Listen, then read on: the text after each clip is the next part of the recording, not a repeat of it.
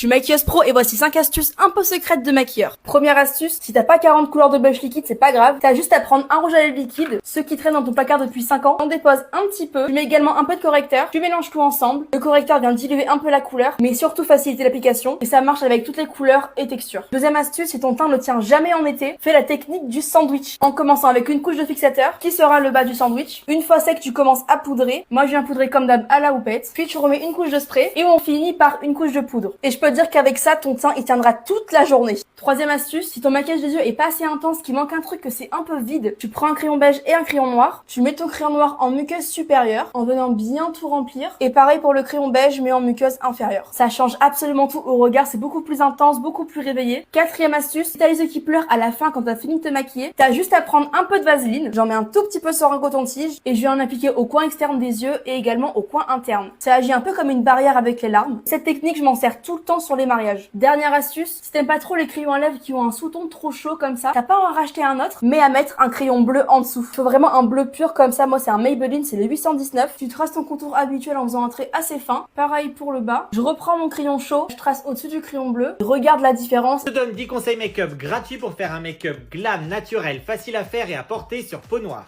Tu vois, comme ce style de make-up à la Beyoncé où c'est ni trop ni pas assez. Ça fait pas plâtre. Alors voici le avant en haut et le après en bas. Comme tu peux le voir, c'est plutôt glam, mais c'est pas too much. Tu vas voir, mes conseils fonctionnent à tous les coups. Mon premier conseil concerne la base. Alors déjà, c'est important parce que ça fixe bien le make-up, mais fais attention à ce qu'il n'y ait pas de particules argentées ou rosées. Pourquoi? Parce que ça a tendance à griser, à ternir le teint d'une peau noire. Deuxième conseil pour le fond de teint, fais attention à choisir le bon sous-ton. Melinda a un sous-ton chaud, donc je vais bien prendre un fond de teint qui a un sous-ton chaud. Elle a du jaune et du rouge dans sa peau. Troisième conseil pour l'anti-cerne. Même si tu veux illuminer, ce que je te conseille, c'est d'utiliser un anti-cerne de la couleur de ta carnation pour neutraliser la couleur du cerne et ensuite d'illuminer avec un anti-cerne plus clair. Parce que si tu utilises uniquement un anti-cerne très clair, tu vas avoir tendance à être jaune, grise ou blanche sous l'œil. Je vois ça tout le temps. Quatrième conseil, j'aime beaucoup utiliser 2 couleurs de poudre sur les peaux noires. Une de la couleur de ta carnation sur les contours et une plus claire au centre pour illuminer. Ça te donnera un effet highlight mais hyper naturel. Regarde franchement comme c'est joli.